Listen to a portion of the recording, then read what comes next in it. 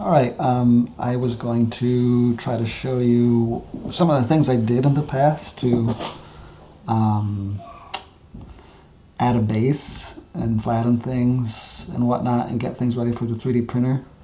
Um, so I'll try to walk you through that here. Um, Also, this computer that I'm on is like my gaming computer has, I think the motherboard is dying, so I'm having real trouble using it. So I just bought like a cheap, just barely over $100 little mini PC that I'm on right now. Um, and it's just for browsing really and email and stuff. It can't really handle editing here or modeling, so it is slow, so bear with me. But I'll try to show you using what I have. So I downloaded this Demon Bust off of Thingiverse, and it has a base, so I'm going to remove that so I can show you how to add one in. Also, but before I do, I guess I'll do that first. Let's remove the base so I can get it ready. But this technique that I'm going to use is really good for, like, let's say you had a complicated print and you felt like it'd be easier to print it in if you cut it into pieces and printed individual pieces. So if you make a model and then you want to slice it up, this is a way that you could do that. So what I'm going to do is I'm going to slice it using another shape. I'm going to embed part of this shape inside of another shape, and then I can remove the embedded part from it. So I'm going to add a cube. I'm going to add mesh cube. I'm going to use the arrows here. You got your move tool, you got your rotate tool, and you got your scale tool. There's also hotkeys for that, so I can, but I'm just going to use the arrowheads here. And I'm going to try to line this up with my demon. And I'm going to scale it now. This red axis is the x-axis, the y-axis is the green, and z is the blue one. So I'm going to scale it first on the x-axis. So I'm going to press S to scale. And then instead of doing the whole thing, I'm going to choose the x-axis after that by pressing X. And then I'm just pulling it away. I'm going to make this wider than he is. I'm also going to need to scale it in the Y direction. And a little bit also in the Z direction. So, but maybe I don't need it to stay a cube, but I'm going to do it kind of like that. And then I want to rotate it around this x-axis, kind of like you're sticking a skewer through the x and rotating it along that skewer. I'm going to press R to rotate, and then I'm going to press X, and then I'm going to kind of do something like this. And now he is sort of engulfed in that rotated prism, and I'm going to cut him there so I can remove the base that he already has and add my own base, so I can show you how to do that. To do the slicing, you'll select him, and you'll see that he's embedded inside. You can kind of see that outline. And I'm going to go to the modifiers, which is this wrench. I'm going to add, and this menu is very different. If you can't find something, you can just search for it, but I think everything is in generate here. So I'm going to go to the Boolean modifier, and I'm going to choose the difference Boolean. It's kind of like subtraction, whereas this is like addition. And the object I'm going to use to cut is the cube. So I'm going to click on that object area and choose cube. And now my computer is going to struggle with this because that geometry that he is super complicated. And this computer is super weak. So it's going to take a minute for me to process everything. And I hope it doesn't crash. So it might. I'll have to start over if it does. Okay, and now you'll notice that you don't see the part underneath anymore. I'm going to apply this, and it might take a minute. This will finalize that. And when it's finalized, it goes away, so you can no longer tweak it. it'll be done. Undo will probably work, but it will be applied. There, I think it worked. Okay, so now I can delete the cube, and I've got this guy here, which has now been sliced.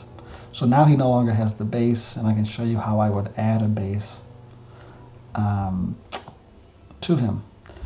Before I do that though, I'm going to show you something that is good to do even if you don't have a weak computer.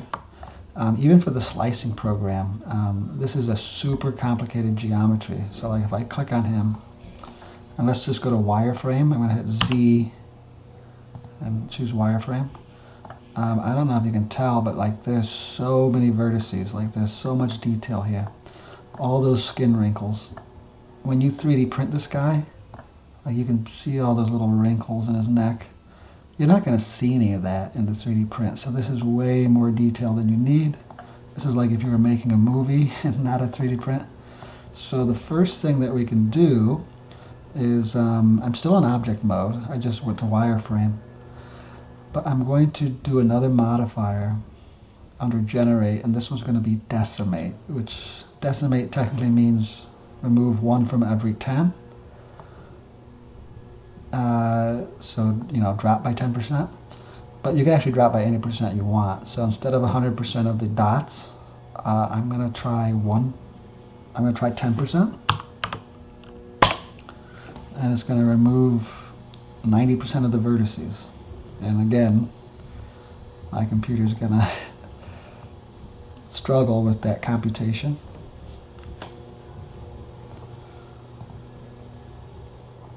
There. And so you can see it's less dense, still a ton of vertices. If I go back to solid mode,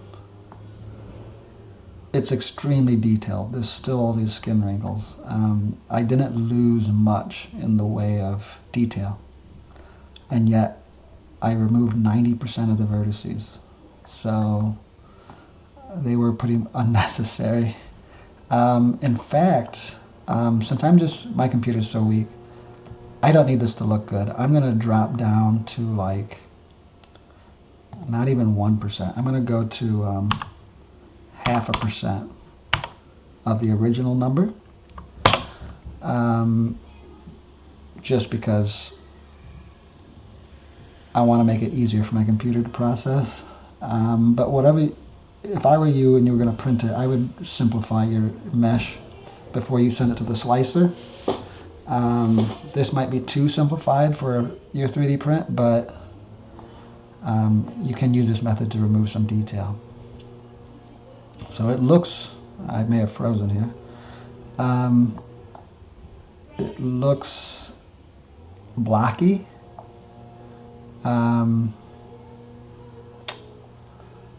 Is it working still? I'm stuck on this little cursor icon here. Anyway, I'm going to work with this if it wakes out of this. That's sort of locked up.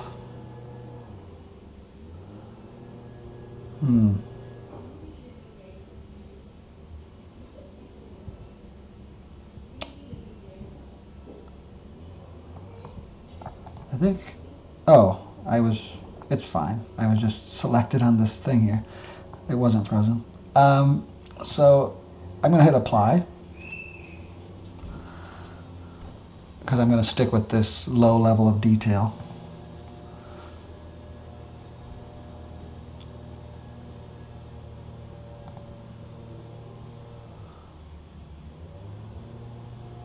Okay, so now he is a lot more simplified. Alright, now I'm going to add a base. So I'm going to go to edit mode, and so you'll notice that I've got mostly that bottom face selected, but a little bit more than that. So that is weird. Anyway, that's a weird thing. Anyway, I'm going to go to face select mode here. And I'm going to remove those bottom faces, which is really bizarrely shaped here. I got a face here. All right, so I've removed that bottom thing. So this might be something like you have with the scan. It might be, missing something, or it's, it's not flat, which I assume is what you're asking me. So I'm going to go to Edge Select, and I am going to click on this guy, and by holding Shift, there are different things you can do, just to show you real quick before I do trace all that. If you hit B, you can do the box select, but it doesn't go through him. If you switch to wireframe, then you can go through him. You can do the box select, and it cuts through him all the way. Likewise, if you press C, and then the mouse wheel can change the size of your paintbrush, you can select using a circle tool. And if you have wireframe, it goes through him. If you don't have wireframe, it'll just do what's visible. But I am going to turn on solid mode again, and I am going to individually grab all this stuff. Now I'm pretty sure there's a thing you can press that once you start, it'll try to keep selecting in the same pattern, in the same line. I know I've used that in the past. I do not remember what that is right now. So I'm going to individually select this lip around the bottom edge here. It'll take me a minute. Once I have it all selected, though, what we're going to do is use that to create the base. And we're going to create an extrusion, and then we're going to flatten it, which is kind of what I did in the past, I think, when we worked on these busts together. Which was very fun.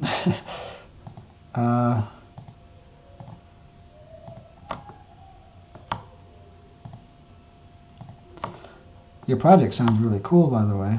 I am very looking forward to hearing how it goes and seeing the end result. I'm very glad that you guys are continuing to do this kind of thing. And I kind of wish I could, see it more up close. Once we get all this selected, I'm going to be very nervous about accidentally deselecting this once I have it selected. So what I'm going to do is I'm going to go to these three little data dots, and I'm going to create a new vertex group. And with all that selected, I'm going to click Assign. So now all those vertices are assigned to this vertex group. So if I accidentally click off of it, I don't have to go through it again. I can just hit Select, and I will never lose them. So I would recommend doing that just in case, that way you can always select them when you need to. So the way to make a base, there's lots of different ways you could do that. I usually just press E to extrude, and then it's like, oh, you can go in any direction. But then if you press Z, then you'll only go up and down. And to flatten that, you can scale it just in the Z direction. So technically, all you're doing is you're scaling down the height difference from their average point. So I'm just going to press Scale and Z, and I just move it in closer, and it kind of flattens it. I do that repeatedly, and technically they're not perfectly flat, but for all practical purposes, I mean, that's pretty flat. For the 3D printer, it'll think that that's flat. After that, to make a base, I'm going to press E, and then without moving my mouse, I'm just going to click. So technically there's a second set of vertices overlapping the first because I extruded. You can't see them because I didn't move the mouse. But now if I press S to scale, I can create like this skirt. I can extrude that down And then I'm going to do that again, or I'm going to press E without moving the mouse and click. And now I've got another line there, and I can scale that in. So you can make a sort of base if you wanted. If you really want to merge those together to make it solid, I think you can go to Mesh, Merge at Center, and then you can close up that hole if you want. That's not very pretty, but I mean, that's one way to do it. That's probably not how I would do it, but anyway, just wanted to show you. So I'm going to undo that and show you another way to make a base. Okay, so I'm going to select my vertex group again. And this time, just to show you, it's kind of like how it was before I deleted the base. I'm going to kind of do something similar to that. So I'm going to extrude along Z. I'm going to scale it, make it skinnier, and then I'm going to use the arrows to move it a little bit forward. And even if you want, you can kind of rotate it along the X. So you can kind of like create a shape if you want. I'm going to do that again, extrude, maybe rotate it along X. Oops, I did Z, sorry. Flatten it out, scale it, move it forward. So I'm creating this sort of shape. I don't know if you like this. Extrude it along Z, rotate it along X, scale it, move it forward. I might scale it even more. Whatever. Let's just do one more. Extrude it along Z. Flatten it along Z. I'm going to scale it along Z. Kind of flatten it. Scale it quite a bit. And move it forward. So it's kind of flat in the front. That's kind of what I'm going for. Might have scaled it too much there. But anyway, that's something. I don't know if I like that very much, but there you go. And then to create the base, I'm going to do kind of like what we did to slice it, to remove part of it in the first part. But instead of the difference where I subtracted, I'm going to use the union boolean to add. So now I want to go to object mode. I'm going to add a cube. And I'm going to try to line it up. So I'm going to click this little green dot here, just get a straight on view. I'm going to try to line it up in the middle-ish. I will scale that cube along X. So it's about as wide. And then I'll scale it along Y. So it's a nice little platform. And then we will lower it. I want to cut into it a little bit, and then it might be a little tall there.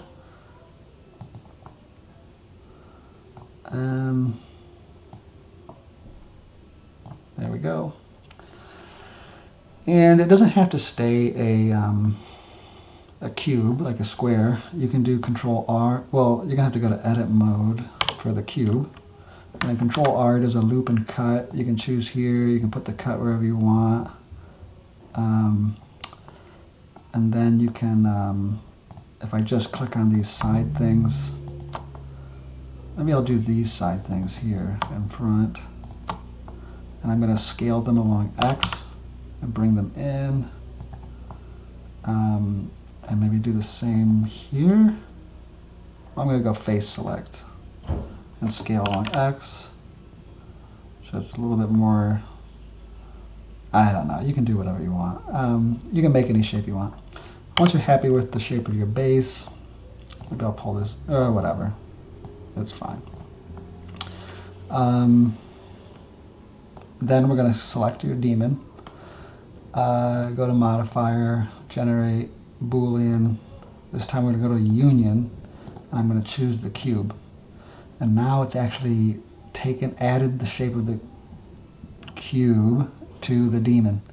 The cube is still there though, so I'm going to apply this. And then I'm going to click on the cube and delete the original cube. But now the daemon built into itself has that shape. So now this is one mesh. So that's a way to build a base. The one thing you got to worry about is that this is all like, mathematically thin. This is all hollow.